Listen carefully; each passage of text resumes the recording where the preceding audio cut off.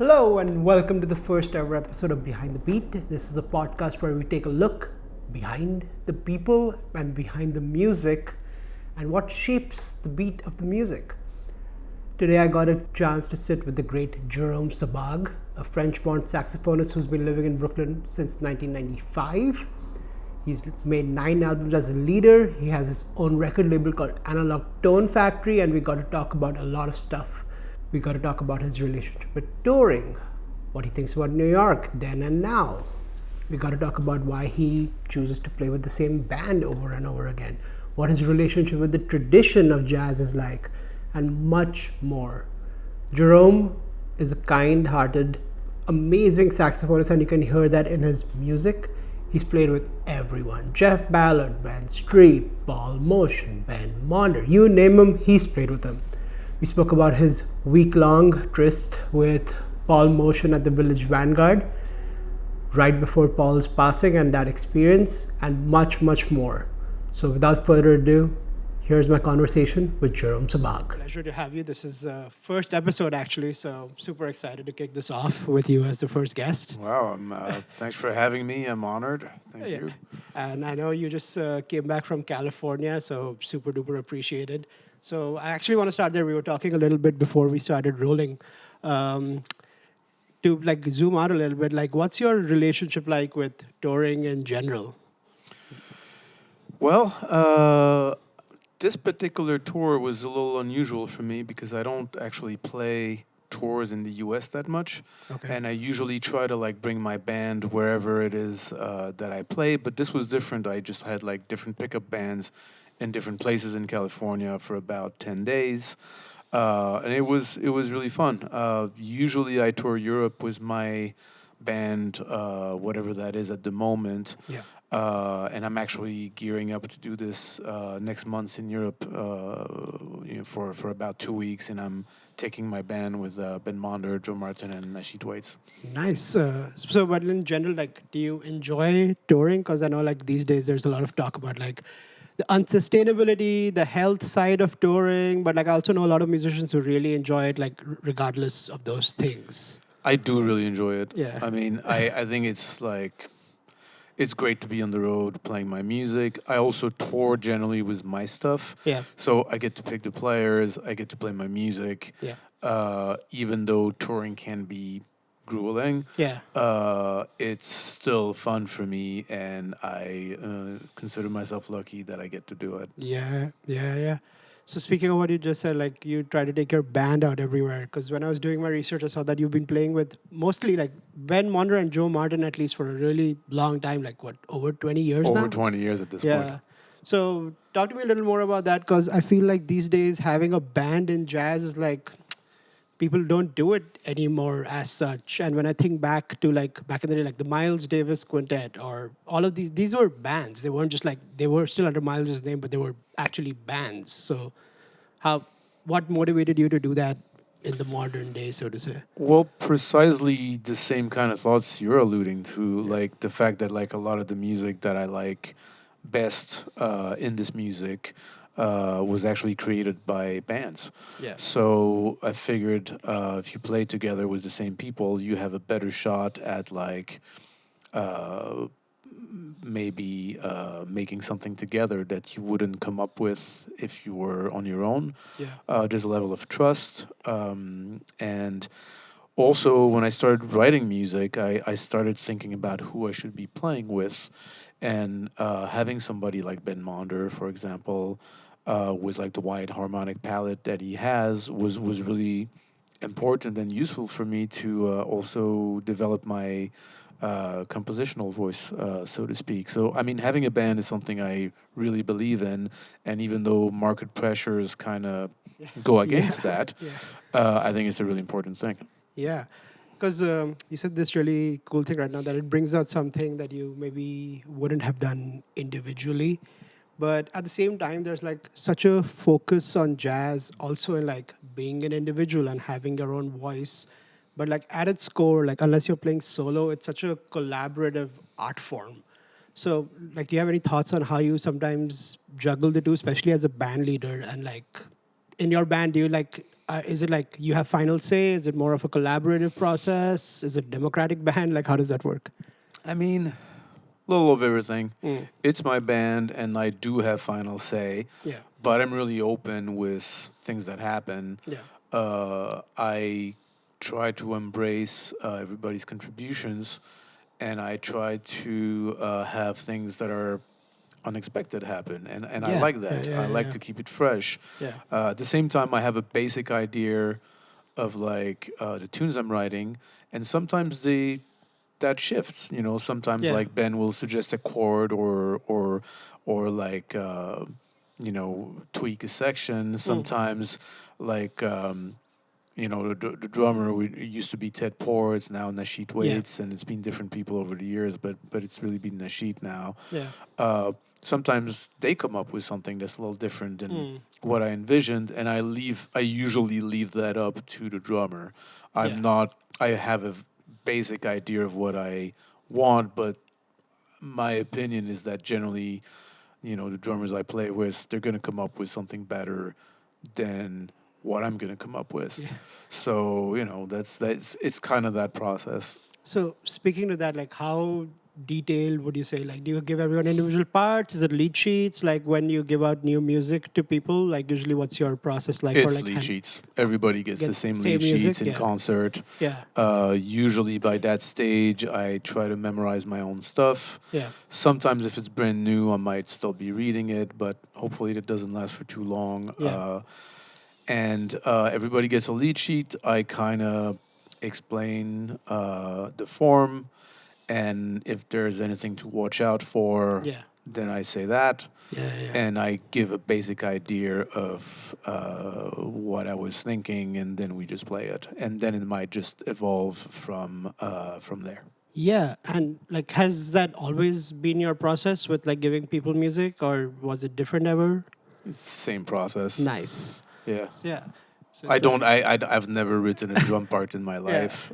or like, so- or a bass part, or a guitar part, or a something. bass part. Yeah. I mean, okay. Sometimes some Yeah. songs are specific in the sense that I want specific voicings. If I want specific voicings, then Yeah. I write them out Yeah, like yeah, as yeah. voicings. Like Yeah. I might write out something on the piano, and I might like write it in bass clef and treble clef, and Yeah. then let Ben figure it out on the guitar. If there's anyone who can figure it know. out on the guitar, it's Ben. Yes. Yeah. So I'm lucky there that Yeah. it's gonna be cool. Yeah. But so sometimes I do that, but Yeah. usually it's really kind of Bare a bones. lead sheet, and Yeah. sometimes I try to give just enough information if I don't write out the voicings, then I'll try to give as much information as necessary in the chord symbols, but Yeah. not more than necessary. Yeah. So I try to keep it as open, Yeah. get the basic sound of what I want, and make sure the chord symbol kind of spells that out, Yeah. but not in a way that's too dictating either. So that's kind of a fine line there, and I try to, Right, I do my best with that if I don't write it Nice. Yeah. as a voicing. Because one of the things that like stood out to me while listening to your record, even listening to you live and listening to your record, and then I like went back and when I was like looking up some other interviews you did, you spoke about this teacher you had in middle school where like it like they played Mozart, Miles, and Hendrix and the same thing. Yep. And the cool thing is like I feel like I hear that in your music because it's not like strictly trying to be one thing or like, okay, we're making a jazz. It's like, it's music to me, at least to me, that's how I think of it. I'm not like, oh, this has to be bucketed under the jazz bucket, so to say. It's like the opening track, Lone Jack, is like a more country open thing. And then you Yeah. have like the more free things and like Mosh Pit and like you have a straight up swing tune in there too. So was that like a conscious choice you made? More or less, it's a conscious choice in the sense that like I'm pretty eclectic. Yeah. And one of my goals when I started writing music was to let things be eclectic. I didn't want to Yeah. feel boxed in by writing so-called jazz tunes. So a lot of the stuff that I write ends up not being swing tunes. Some of them are, but a lot of Yeah. them are not. And I decided early on that I was gonna embrace that and use that to like develop my personality, both as a writer of songs and as a player, and the personality of my band. And so I'm okay with like writing a country song and a 3/4 waltz Yeah. and a backbeat song and a Yeah. free song, etc., etc. So I think it's part of who I am, and so I think it's better if I just go with it. Like one of my goals from a composition standpoint is to let each song be what it wants to be, Yeah. Yeah. and try to figure out what that is, even if it's not what I thought it might be when I started writing it. Does that make sense? Yeah, yeah, yeah. But did you ever, like when you first came to New York, for example, did you ever struggle with that idea?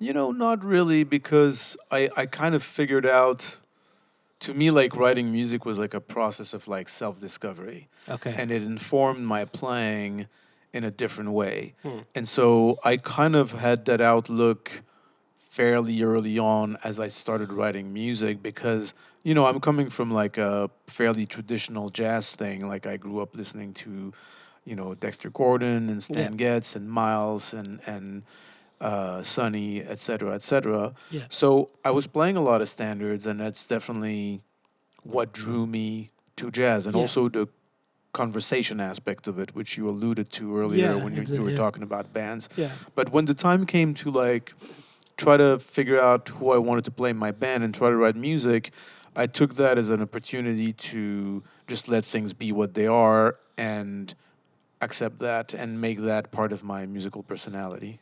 Yeah, I mean that's cool because I feel like at least a lot of younger musicians, like I know that happened with me, and I know like from talking to a lot of like younger musicians, that's like something a lot of people struggle with. Is like, so like to give you an example, like when I was at Eastman, in the jazz department, like everyone was just only listening to jazz, Right. like, and like you become part of, and it's cool to be absorbed and entrenched in one style. But for a lot of people, that like ended up like closing them off, and then this whole process of like opening back up needs to happen again. And from the sound of it, like it sounds like you never let that happen to you. I definitely did not want to just get boxed into one thing, because it was never really just who I was. Like, Yeah. part of who I am, especially as a sax player, I think is really coming from the tradition and coming from the masters, and I like that and I Yeah, study that, 100%. and Yeah. and that's a big part of who I am. But like writing wise, Hmm. it's different. And also I was playing with people who were perhaps even more eclectic than I was. Yeah, Like when I was at Berkeley, I even the first band I had was a collective called Flipside. It was Greg Toohey, Darren Beckett, and Matt Panman. Okay. And Sweet. Greg in particular was instrumental in bringing like pop music into the fold for me. Yeah. And I was already listening to a lot of classical music, so I just listened to different things, and I let those influences uh, be a part of who I am. Like I don't, it's been a cool journey in a way. Yeah. So. So the like, because the thing that stands out to me, like similarly to like what drew me to jazz a lot was like from afar, like when I was in India, like listening to this music, because no big jazz acts were coming through India. Mm-hmm. So now we sometimes get like Herbie Hancock came 2 years ago and Chick Corea came a year before that. So now in the recent past, so to say, it's happening more. But like when I was just starting out like 7 or 8 years ago, none of that existed. So like we just like would scour the internet, and what really drew me was the fact that like to me from the outside it seemed like it was a genre that was just like continually evolving, and the current time, while informed by the tradition, wasn't like only the tradition. It's like, okay, what do you bring to add to this like potluck, so to say? Yeah. And I feel like so like you also were mentioning earlier that you like did a clinic and a master class. So like for younger students or like people, like how do you reconcile like that as like how did you do it, or like how would you recommend other people do it when they have to like study the tradition for sure, but also like be open to bringing who they are as a person, which you like so beautifully done in your own music? Well, Well, thanks. I appreciate that, first of all. But I think writing music is actually a really good way to do that. Somebody asked me that question recently, and that's kind of what I said. It's like if you kind of let the songs that you write be what they want to be, and you try to write from like not from a preconceived notion, but from like letting something come to you and then trying to develop it, not necessarily knowing exactly what it is yet, Yeah. then you could end up in a different place. And often I do end up in a different place. Like there's some songs where I kind of know what they're going to be Yeah. from the outset. Yeah. Yeah. And there's some songs where I really don't. Yeah. And the music itself kind of tells me what it wants, like in order, like I might have an A section Yeah. and then I'm trying to see where it wants to go and I don't necessarily know. And I also really try to write from an instinctive standpoint. Like I'm not like a trained composer. I don't have a lot of like technique in that realm. Like I just sit at the piano, I sing, I write with like pencil Yeah. and sheet music, and I'll just try to kind of see what comes Yeah. and then figure out how it makes sense. So, my advice to a younger musician trying to make sense out of that in the jazz realm would be to just stay open and try to compose something that feels like a song, like that comes from the heart, that Yeah. feels like it's got a melody, that doesn't concern itself with wanting to be this or that. Yeah. Because I feel like that process you just described requires a lot of honesty. And sometimes being honest with yourself can be scary, which like not, can be internally scary, can be externally scary, especially like if you go to school or something and you're supposed to do like a fixed thing.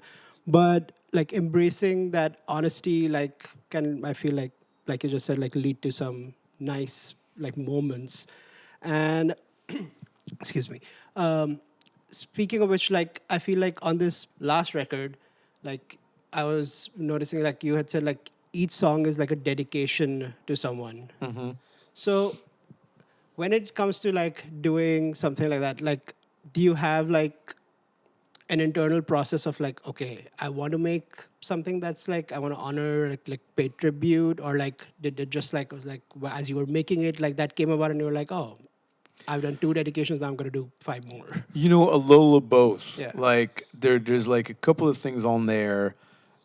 Like okay, Lone Jack. Like I was really hearing Ray Charles Yeah. in my head. Yeah. So I've been listening to like a fair amount of Ray Charles, and like I just love the way he sings, the phrasing, the piano playing, everything.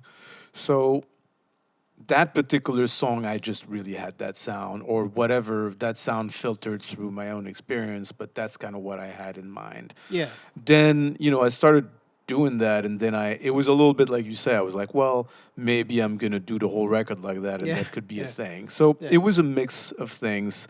But to come back to just something you said earlier that I wanted to expand upon, when you said it requires a lot of honesty, I think that's true.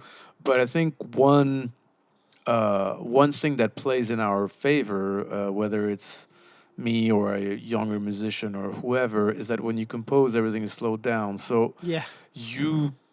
it's easier to make those choices in the sense that you have all the time in the world to make them. When you're an improviser, like everything happens really fast. Yeah. So it's harder in a way to maybe not rely on things or things you learned or certain sounds that you have in mind, etc., etc. When you compose, it's more of a blank slate, and you have time to work on it. So Yeah. ideally, I try to not let a tune go until I feel it's really ready, like it feels complete to me. Like it doesn't mean that it's like necessarily great. Yeah. And sometimes I write tunes that I end up not playing because I don't think they're worthy. But like I at least try to complete them in a way that makes sense to me. And then and time is an ally in that sense, because sometimes something comes and it's like complete right away and you Yeah, write it in yeah, yeah, 2 hours, and that's happened. yeah, And I have sketches of things that I've written like 10 years ago, yeah, and I pull them out because I might have like a voice memo of like 10 years ago, or like a sheet music, and the song that I didn't know how to finish 10 years ago, and it didn't have, like it was just like the beginning of something. yeah, Now I know how to finish it. 100%. So it's so, but I try to like let it be having a feeling of completeness for me, and then whatever it is, it is. And if it's good, if I like it, I play it, and if I don't, then Yeah. it goes in a drawer, and Yeah. that's it. Yeah, yeah, yeah, for sure. I mean, that's really cool because in this Kurt book for East Coast Love Affair, he says something very similar, where he wrote the A section when he was living in Boston with Seamus Blake. Okay. And then he finished the tune when he came to Brooklyn like 8 years later. Yeah, So, I mean that yeah. makes sense. Yeah. But to your point of like the improvisation and composition, because a lot of people, like when I did not know anything at all, and I heard all of these people talk about like, oh, you have to be honest in your improvisation and you have to build a sound and stuff. It's like a really like quote unquote high level concept, which like can mean either a lot of nothing or like actually literally nothing to someone who like doesn't have the basics sorted out. So to me, like, though in like that time, like in my ignorance and my naivete, I was like, oh, this means you can do anything you want. And while like now it's true in some ways, but also like you can do anything you want, but you're responsible for everything you do.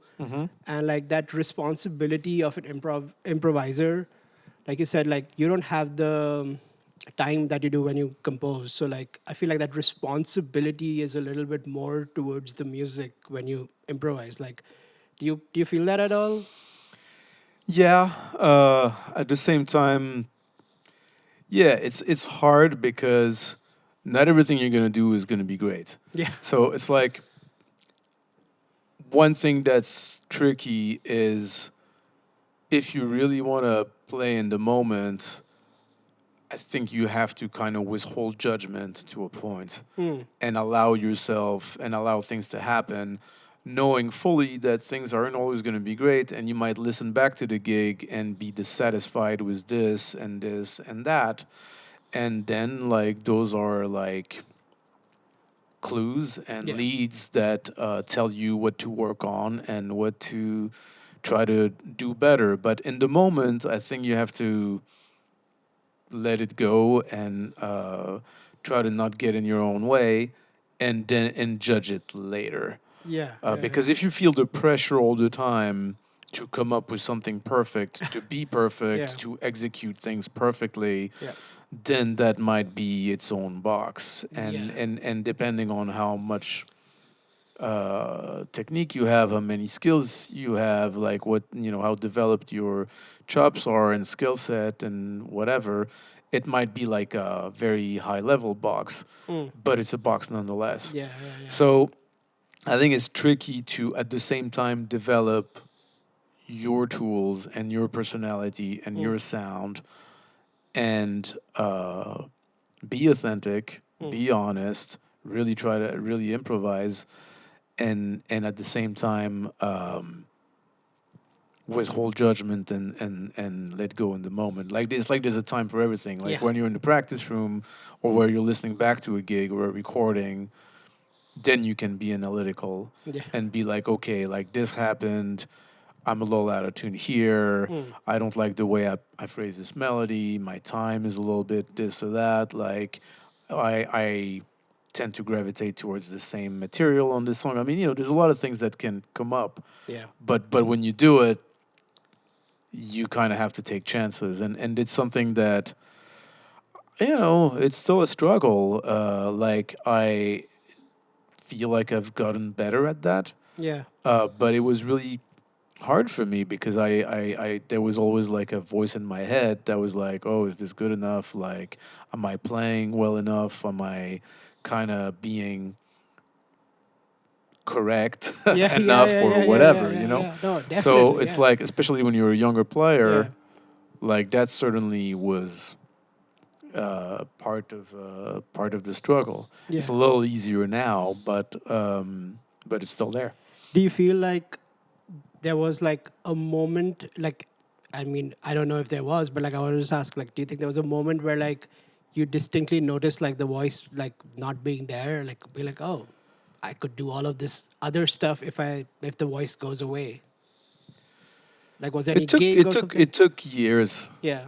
It took years. It took having a band. Yeah. Like having a band helped with that because with people you really know and trust, Yeah. and if you pick the right people, Yeah. then unexpected things happen, Yeah. and you find yourself reacting to the unexpected. Yeah. And a lot of times, I found that those were the best moments for me, Yeah. which is also why it's so important for me to have a band and people who will allow themselves to take chances and to try things. Yeah. And also intellectually, going back to a lot of my favorite bands, like, Miles' Second Quintet is a perfect example. Yeah. I mean, there's a lot of risk taking there. 100%. Yeah. So knowing that, like, the masters, at least some of them, Yeah. did it and do it, Yeah. it's also inspiring because you're like, all right, the most magical stuff that I love, clearly a lot of it comes from that place where you're trying things, where you're not afraid of falling flat on your face. Yeah. So Yeah. it inspires you to do the same thing as best you can. But yeah, I also feel that's something that for me got a little better with age. Yeah. Like I'm like 52 now, Yeah. and I'm a very different player than I was when I was even 32. Yeah. So I think that's maybe something that gets a little better the more you do it. Yeah. And also, like, I guess, like, because when you were talking about taking risks, like, one of like, your musical collaborators, who sadly is no longer with us, like, when you played with Paul Motion and people like that, who are, like, massive risk takers, like, I never, like, got to speak or, like, see Paul live, but, like, even from the music, like, even when I was back in India, and I was like, whoa, they're just doing, like, they're in sync and just doing anything like that comes to their like everything that comes to their mind, like, in the moment, immediately, without like, should I do, like, no hesitation, Yeah. basically.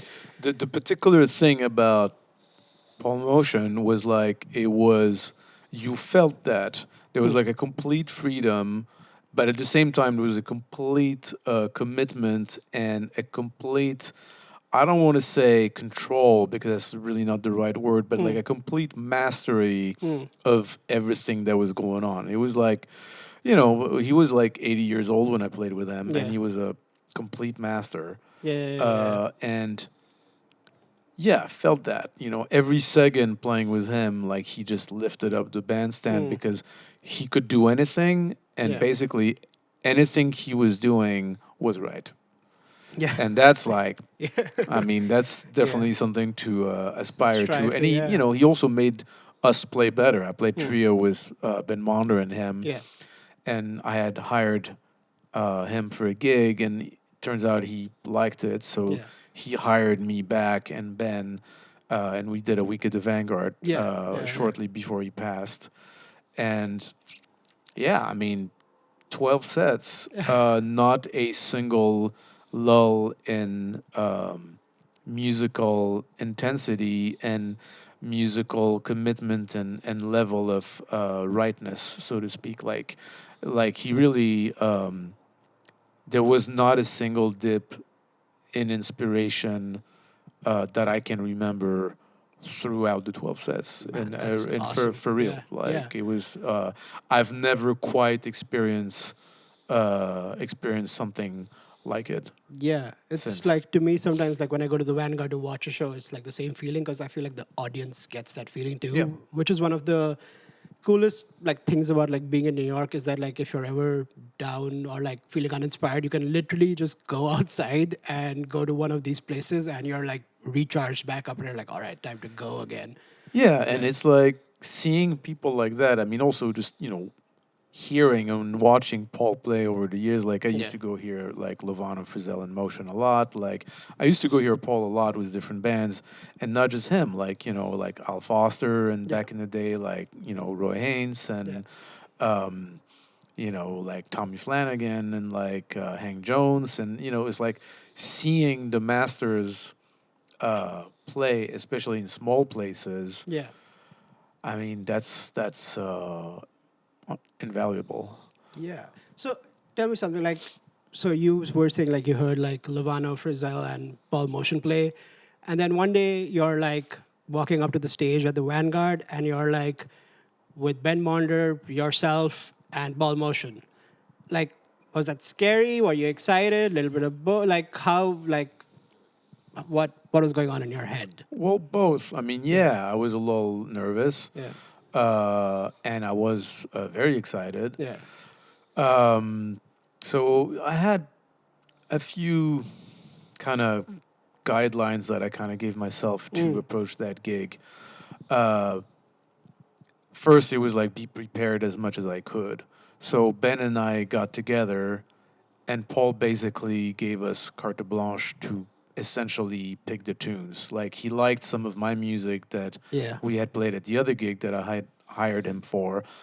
It was a mix of my music and standards. So he was like, let's do that. And then you and Ben pick some of my tunes. So Nice. Ben had the whole book, and I went over there and we spent an afternoon kind of reading through tunes and figuring out what tunes of Paul we were going to pick. And so by the time the gig came, whatever we picked, it was maybe like 8 tunes or something like that, maybe Yeah. 10. I'm not sure. Yeah. It was like more than made the cut, but like we had a list. I learned them, so I Yeah, memorized them. of course, I yeah. didn't have to read anything. And same was my stuff, and same was the standards as we picked. So it's like I showed up knowing that I didn't really have to read anything and having studied the music as best I could in the time that I had. So that was definitely helpful Yeah. because I really didn't want to be reading on that gig. Yeah. Yeah. And in fact, something happened the first day where, we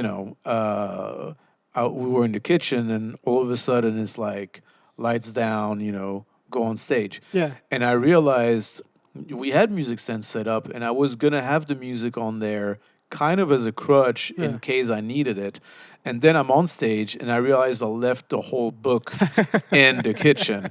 And I'm like, okay, what do I do now? Because I have to cross back in full view Of of the everyone. audience to go get the folder, or I have to do without the folder. Yeah. So it was a split second decision. And then I was like, you know what? In a way, it's the universe like showing me what I need to do. Yeah. And I was like, I worked on this hard enough. I'm gonna just do it without the folder. And after and I played everything from memory, first set on Tuesday, and then I was cool because then I was like, all right, I just did it. So in a way, it was a blessing in disguise. I didn't do that on purpose. Yeah. Yeah. So that helped. And then another thing that that was a goal of mine was to try to be myself as much as possible. Yeah. So because like Frizzell Lovano Motion is such an iconic trio, Yeah. and that I love, that I heard like many times, especially at the Vanguard. Like one of my goals for myself was like whatever I do, do not try to sound like Joe Lovano. Yeah.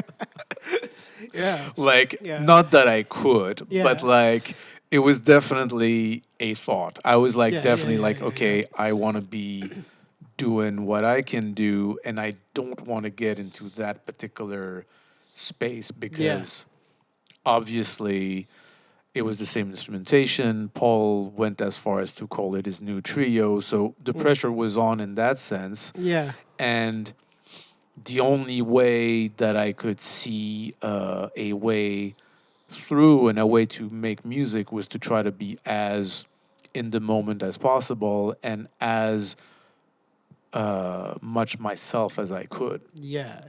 Because I knew he was gonna, obviously he heard everything. He knew what was going on.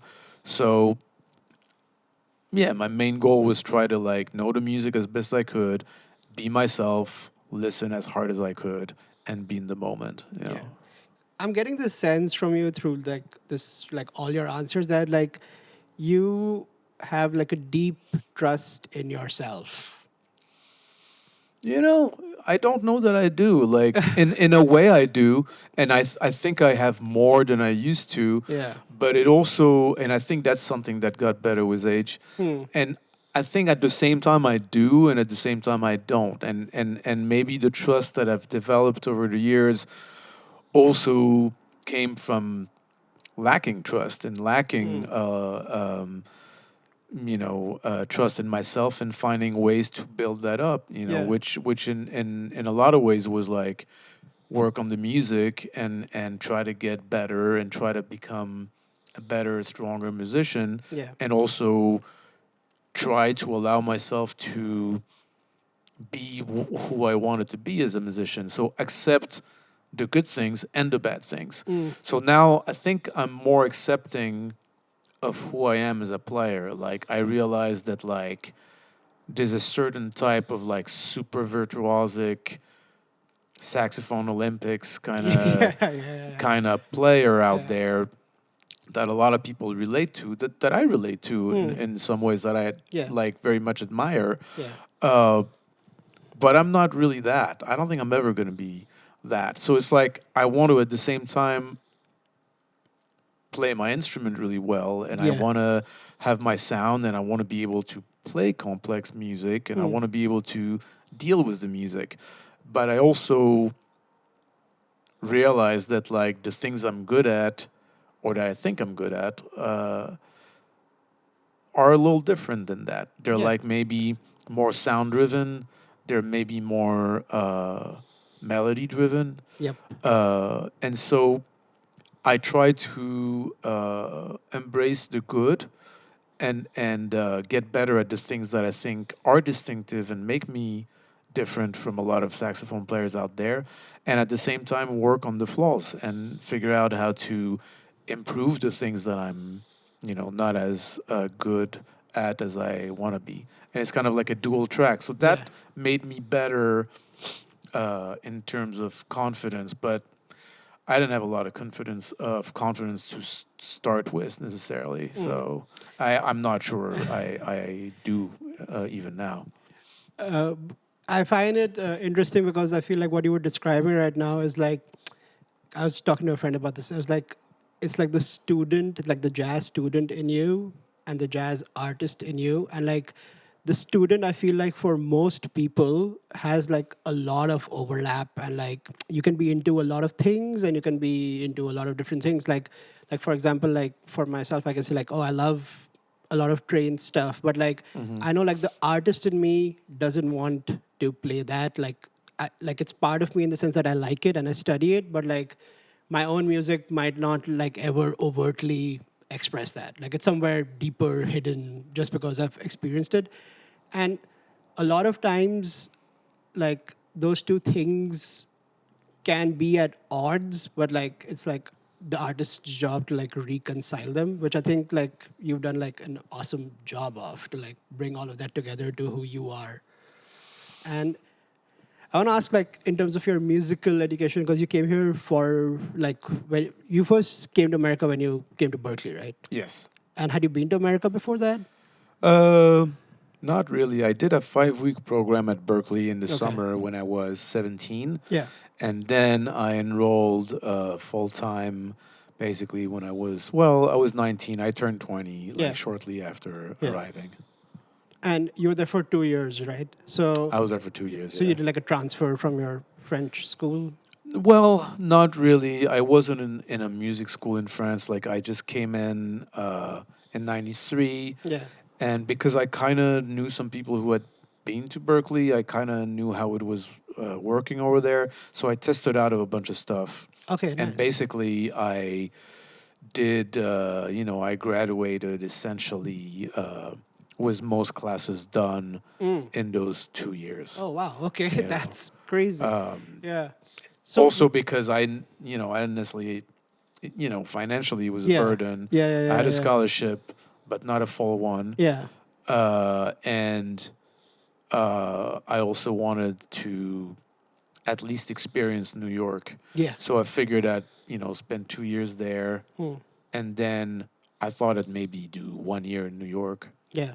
And it turned out to be 30 plus The because rest of your life so far. I Yeah. didn't leave. Yeah. But that wasn't the plan. So Yeah. that just kind of happened. Yeah. So, what was your like view or like version of New York in your head when you were back in France that made you be like, I want to do a year in New York?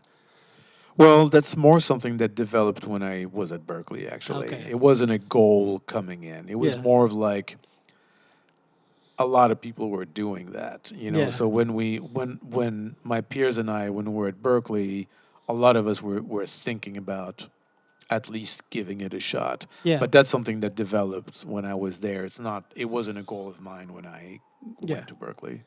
And were you playing mostly jazz at Berkeley, or because I know Berkeley has so many things going on? I was pretty much playing only jazz at Berkeley. Okay, awesome. I mean, there was still a strong subset of people doing that Yeah. at the time, Yeah. and that was really my interest. Like I never had any interest in being like a studio player or like a super versatile all-around player. Like I don't care about being an R&B saxophone player. I don't care about being a classical saxophone Yeah. player. Jazz was really what I wanted to do. Was overlaps with other things. I mean, Yeah. I enjoy a lot of music, and I like being able to function in different situations. But yeah, I mean, that was my primary goal. Yeah. Okay, cool. So, like now, like 30 years in New York, like, do you think, I mean, it has to have, but like, are there any things you can pinpoint the most that have like influenced you as a person that have then fed into your music? You mean things that are beyond music, or Yeah, like as you as a person, like that also then feed back into your music.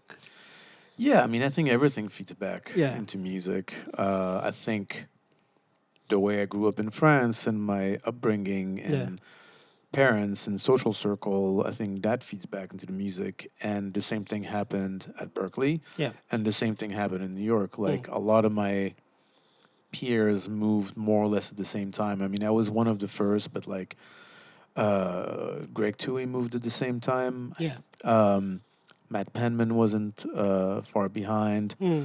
Pete Randy, Matt Pavolka, like a lot of people that I'm still close with. Yeah. So all these people were a big influence. Yeah. And hearing the people who were a little bit older than us, like, you have the Kurt Rosenwinkel book on your table. Well, hearing Kurt, it was like Mark and Ben Street and Jeff Ballard when they were playing on Tuesdays at Smalls. I mean, that was a huge thing. Hearing Guillermo Klein's band also was a huge thing. And being able to hear the old masters was a huge thing. Being able to like still go to a club and hear Tony or Elvin. Which you could when I moved to New York. So also the New York scene back then was very driven still by an awareness of the tradition and of the standards. So, you would go to a session, and if there was a standard you didn't know, I would like go back and learn it the next day and learn tunes that way. So it was really an exciting time to be in New York because you still had the old masters, or some of them, that you could sometimes study with, or at least go hear in clubs. And you also had, the best of my generation and a little older. So the Kurt, Brad, Mark, all these people.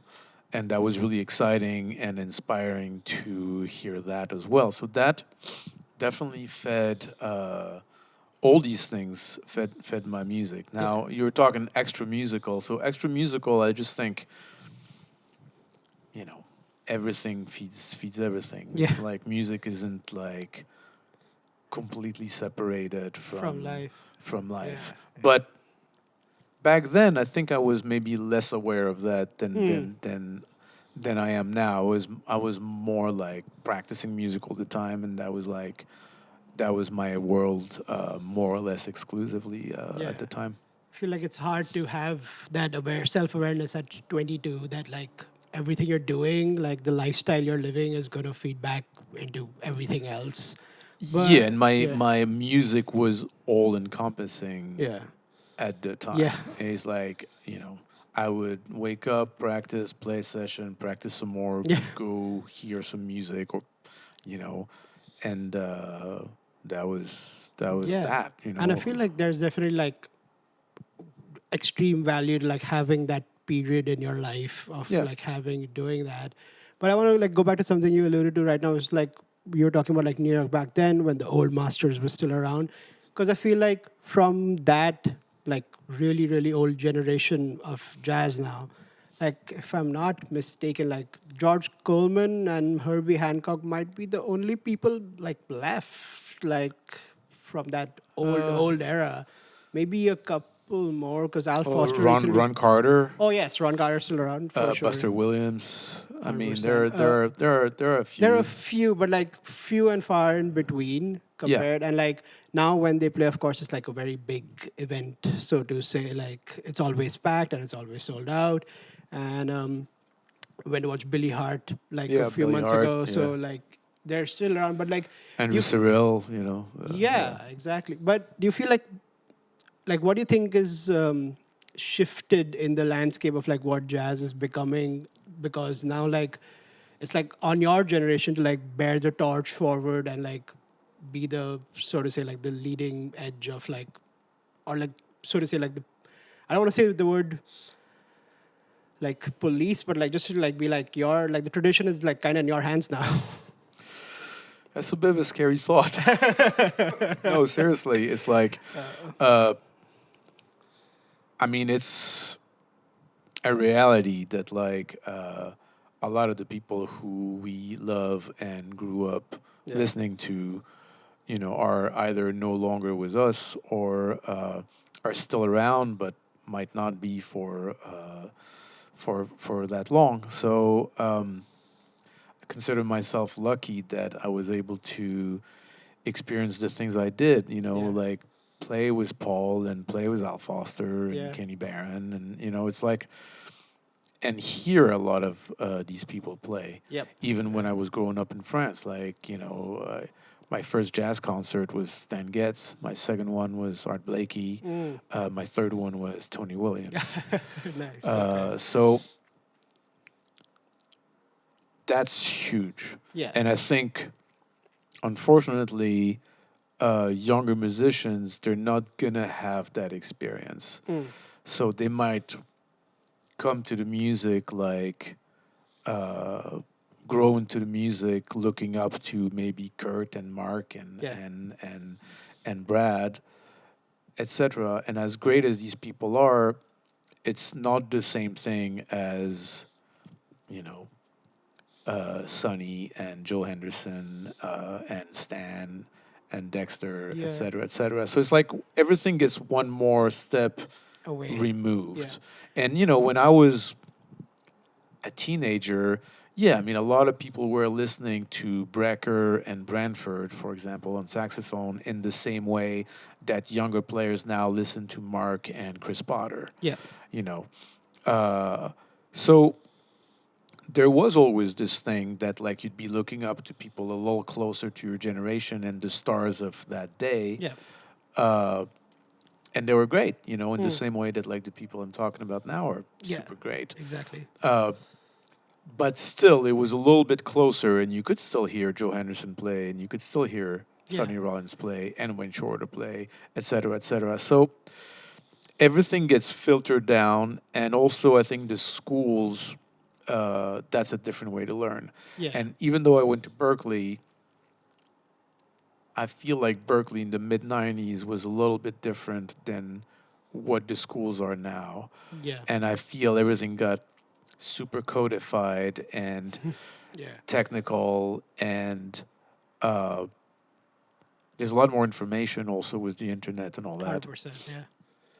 But there's also maybe less of a direct connection to the great stuff from the 50s and 60s. You know, Because I always think when like this conversation comes up of like looking up to someone from today or like maybe like a little bit ago, because I wonder like when you were around and you were listening to Joe Henderson or someone, like would Joe go like, don't listen to me, listen to the old Lester records, or like I think in a way, yes. I Yeah. mean, I've read interviews with people, Yeah. you know, like I forget if it was at a master class that I was at or in an interview, but I heard Herbie say something like that, where he says like he doesn't consider himself to be a first generation jazz player. He's kind of like, well, you know, like I get, and I think he means compared to like Bud, or like Sidney or maybe Bechet or someone,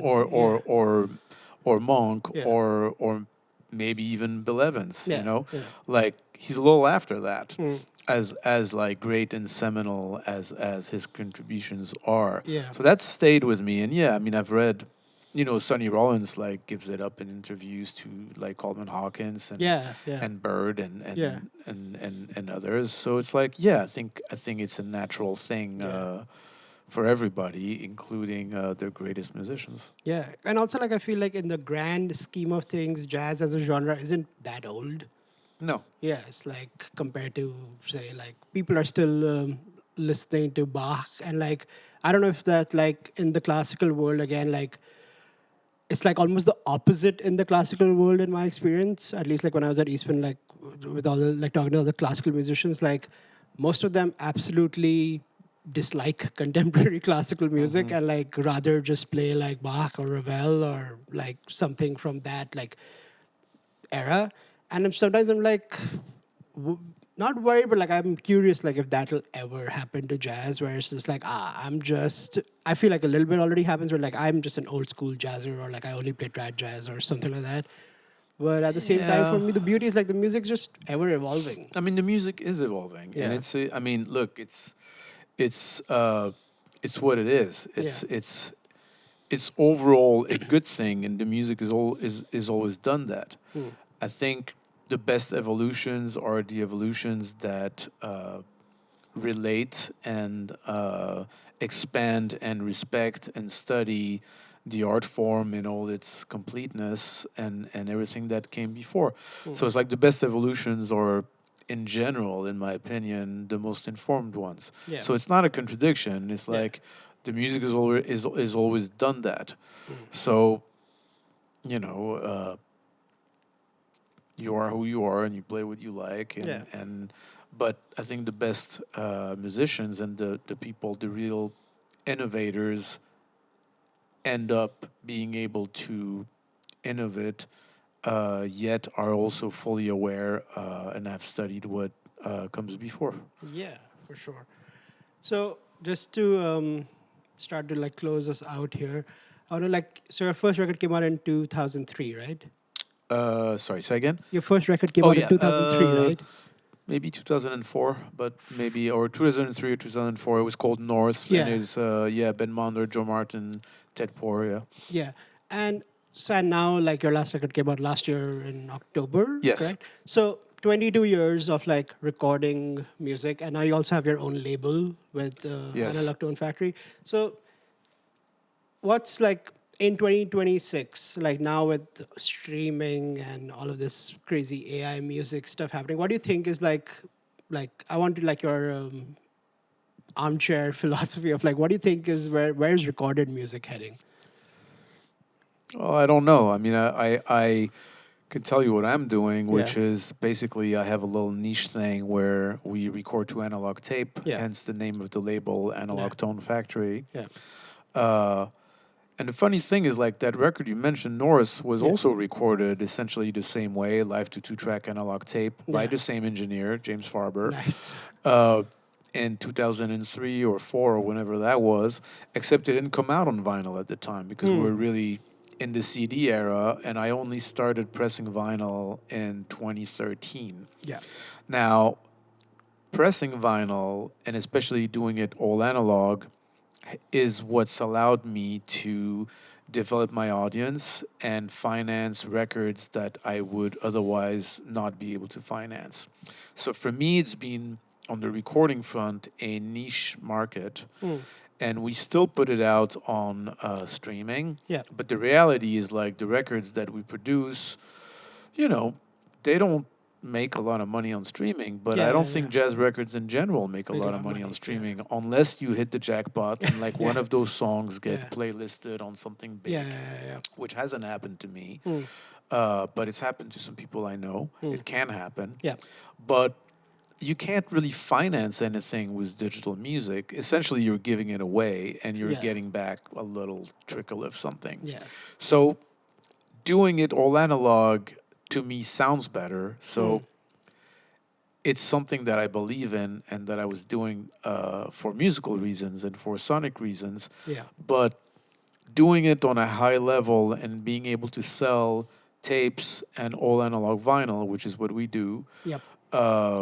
that's allowed me to cultivate an audience that's interested in those records. And it's allowed me to function for my own records and also to start producing other people's record. Like we put out Chris Cheek's record, Yeah. Keepers of the Eastern Door, with Bill Frisell, Tony Scher, and Yeah. Rudy Royston. We just recorded Mark Turner's new record, which will come out in 2027. Nice. And we also did a drums record with Billy Hart, Andrew Cyril, Nasheed Waits, and Bell Stewart, Nice. where they all play solo. Okay. And it's going to be a double album. Nice. Each gets a side. Wow. And Andrew and Billy also played duet. So I'm really excited about that. Yeah. And we'll see if we're able to keep doing that. But for the people out there checking it out, it's analogtonefactory.com. Yeah. And the support of the people actually buying physical media is essential. It's the only thing that allows me to function, essentially. And I feel like it's essential for the people too, because I feel like what a lot of people don't realize who maybe have never owned a piece of music is that when you're consuming music on Spotify or like some people like listen to the music on Instagram, just on a reel or something, is that you're being stripped of all the other senses that like that experience brings, like holding a vinyl in your hand, putting it on, dropping the needle, like waiting for a whole side to finish. Like it requires a different kind of attention from you, and it gives back something way more too. Like I feel like it enriches you back in return for you giving it that attention. Yeah, absolutely. Yeah. And let alone the fact that like putting a record or even a CD, if you're going to do that, like, or even listening to a decent quality file on a decent system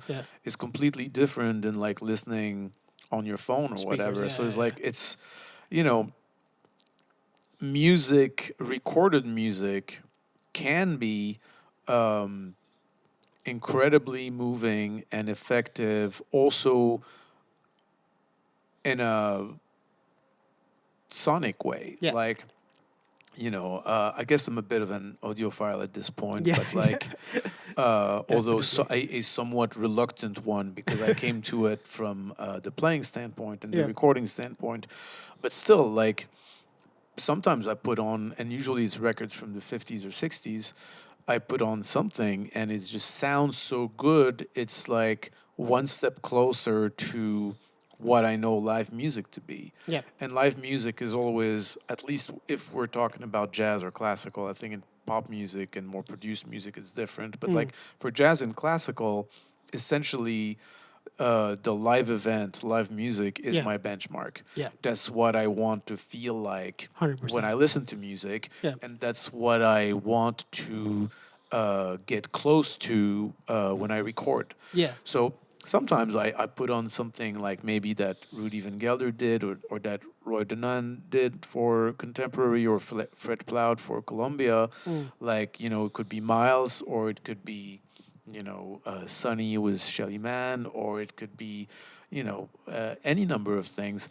And sometimes the sound is so good that it really helps me get into the music in a deeper way. Yeah. Because I feel I can really hear like the subtleties of the drums. I can really hear the shadings in the saxophone sound and all that. And I like all that. So that's a big reason why I do what I do and why I record the way that I record. Yeah. Nice. All right. So before I ask you my very final question, I have 5 real quick questions for you. So first is, what's your favorite restaurant in New York? Ooh, that's kind of there's a lot of great restaurants in New York. I'll give you my current favorite. Yeah, It's let's go. called Popina, and it's Italian, Yeah. and it's in Red Hook in Brooklyn, and they have excellent pasta and a great wine list. And a Amazing. friend of mine introduced me to it fairly recently, Yeah. and it's great. Awesome. Favorite venue to go listen to music at? Village Vanguard. Favorite venue to play music at? Village Vanguard. It's only happened once, Yeah. but I'm hoping it might happen again Yeah. at some point. Nice.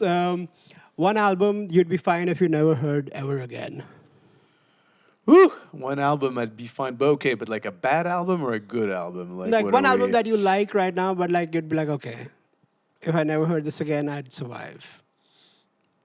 I mean, Or it could be a bad album. You're like, I wish this never plays around me ever again. Either or, however you interpret that. I don't question. really want to get into Okay. dissing people, but I will say that Yeah. like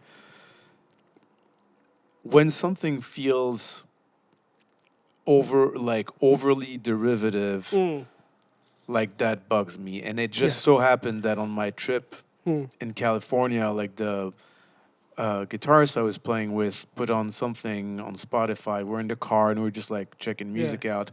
And this one thing came on, and I'm not going to say what it was, All good. but like it sounded so much like other things and things that I know really well Yeah.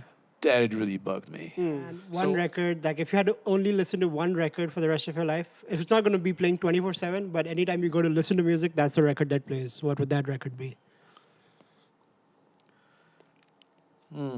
I mean, there's so many, but I think I'd have to take something by Bach. Okay. I think I might take, I might take Goldberg Variations by Glenn Glenn Gould, Gould, yeah. 1981. Nice. But it also could be Billie Holiday, and it also could be Monk, and it also could be Miles or Train. So Yeah. it's like that's a tough, Yeah. that's a really tough one. All hypotheticals, of course. But yeah, just to wrap it up. So you just came back from California. You said you're heading to Europe, like in the next maybe short term, and like what's up? Like just like let us know what to expect. But also for you yourself, like where do you see yourself going? Like in the next 2, 3, 4, 5, however long of time frame you want to think. Like where would you ideally like to be headed next? I'd like to keep writing music. I'm thinking about maybe having a different band. Not that I want to stop playing with the band that I'm playing with. I'd like to keep doing that, but I'm also thinking maybe it's time for me to try to do something with younger players. And that's something I've just kind of been thinking about, but I don't know exactly if and how that's going to come about. I want to keep writing music, and I want to try to, this label thing has been great. I want to keep doing that, but I also want to have enough time to work on my craft and make sure I spend some time with the horn and sometime keep working on things so that I can get better and feel freer when I play. So that's always been a goal, but it's still very much a goal. Yeah. Well, thank you so much, Jerome. It's been a great pleasure talking to you, and thanks for being the first guest on Behind the Beat. Thank you very much for the invitation. I really appreciate it, and thanks for your thoughtful questions. I appreciate it. Awesome. And there you have it, folks. That was Jérôme Sabbagh. Please do subscribe and tune in for next week when we talk to pianist Carmen Staff and see what's up behind the beat. Until next time, peace.